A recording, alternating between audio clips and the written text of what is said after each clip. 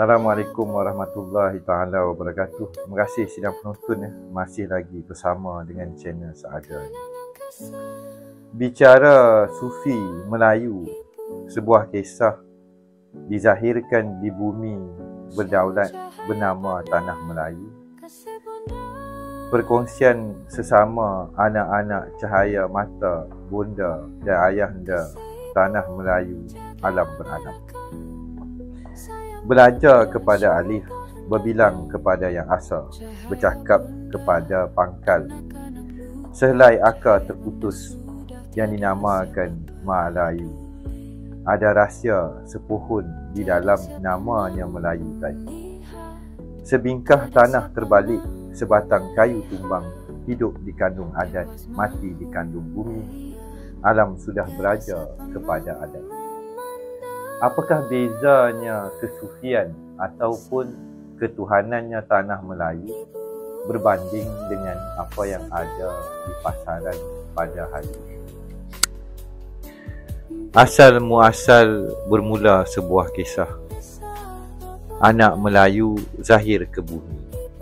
Anak Melayu ini mengenal asal usul asal muasal. Sufinya seorang Melayu kembali ke pangkal jalan, meniti jalan kehidupan. Suluknya anak Melayu kembali ke dalam rahimnya bonda pertama, meniti jembatan emas kembali ke rahimnya kandungannya bonda yang pertama.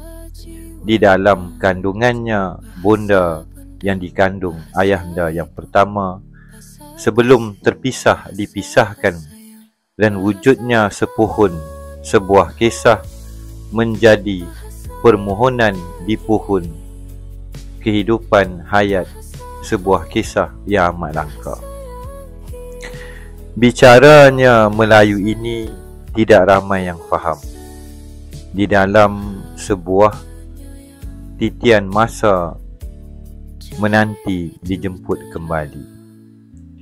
Sufinya seorang Melayu adalah di dalam gelanggang anak yang soleh. Anak Melayu ini bila-bila masa saja boleh dipanggil kembali oleh ibunya, dan juga ibu kepada segala ibu. Sufinya seorang Melayu mengenali hakikat di sebalik tirai dan wujudnya tersurat dan tersirat.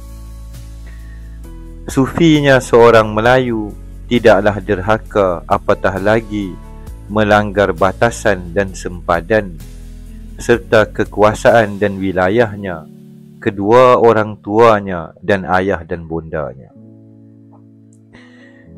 Hidup ini ada hukuman. Hidup ini ada daya gerak dan tari, dan ada tarikan. Hidup ini ada bumi. Hidup ini ada mentari. Hidup ini ada pemberat, ada yang ringan, ada yang ditarik. Andai anak-anak bangsa duduk sebentar, melihat kejadian alam siang dan malam. Kenapa bumi ini berpusing beredar, bertawaf kelilingnya matahari? Kenapa ada siang dan malam? Kenapa ada ayah dan bonda? Kenapa ada jantan dan betina? Kenapa ada hitam dan putih? Kenapa ada keadilan dan kezaliman? Kenapa ada buruk dan baik? Kenapa ada cantik dan huduh? Dan kenapa ada di antara keduanya?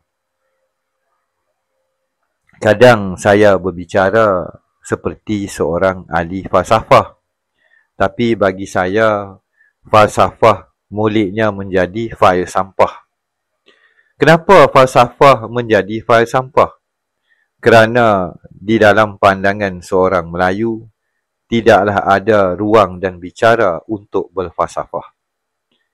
Pening anak warisan mendengar bicara seorang tua di hujung senja.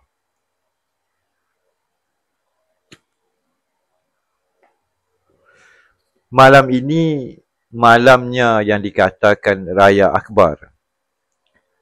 Diceritakan orang Nabi Allah Ibrahim diperintahkan mengorbankan puteranya Nabi Allah Ismail. Di sebalik tirai ayahanda Ibrahim dan saya gelar ayahandanya Ismail, adakah kisahnya itu hanya di situ? Atau ada kisah yang lebih tua menjadi ibrah ataupun peringatan bagi yang lupa? Dikala ini ada yang mendengar ayah dan bunda, ada yang mendengar anak dan cucu, ada yang mendengar remaja dan dewasa, ada yang mendengar jantan dan betina, ada juga putera dan puteri. Malah ada mengaku pendekar, hulu balang, laksmana, taiko, tailong dan kongsi. Ada yang angkuh, ada yang gembira, ada yang mencari-cari, ada yang tercari-cari. Hidup di muka bumi ada fasanya. Ada siang, ada malam, ada awal, ada gerak, ada tari, ada tengah, ada hujung. Ada yang menanti nak mati tapi tak mati-mati. Hidup ini ibarat judi tetapi sebenarnya bukanlah perjudian. Ramai orang membawa kereta pulang ke kampung berhari raya. Di sebalik hari raya korban akan ada yang terkorban di jalan raya. Tidak mengira tua dan muda, apatah lagi salah tak salah. Ada yang terkorban sekeluarga, ada yang terkorban seorang. Kenapa kehidupan sedemikian rupa?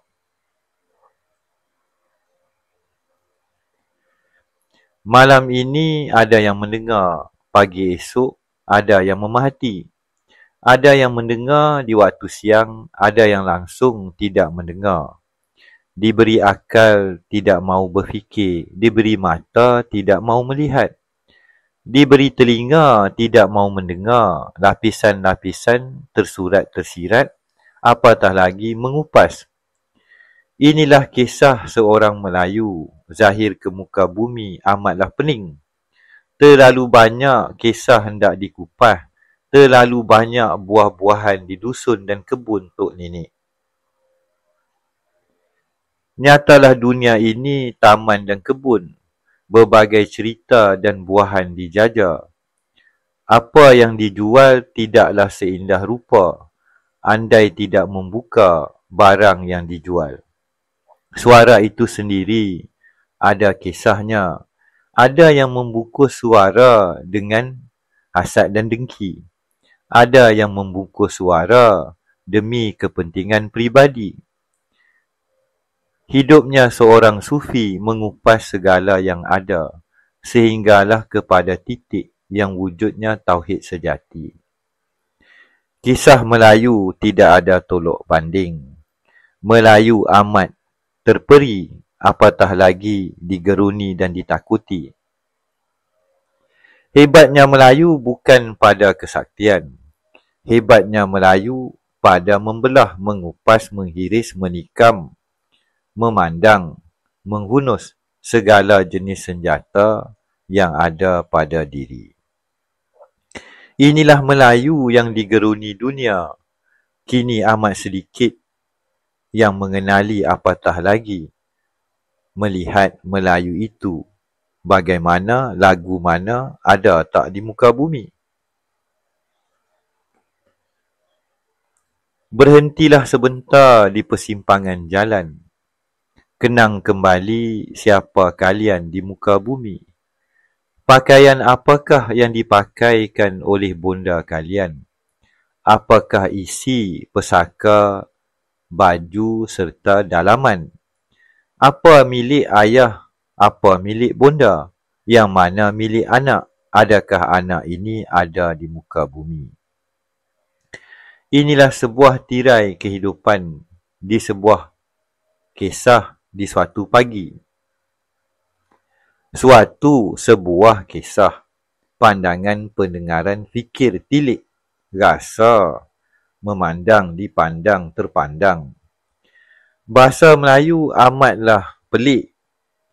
Kalau dipandang sekali imbas, tidak ada apa-apa. Kalau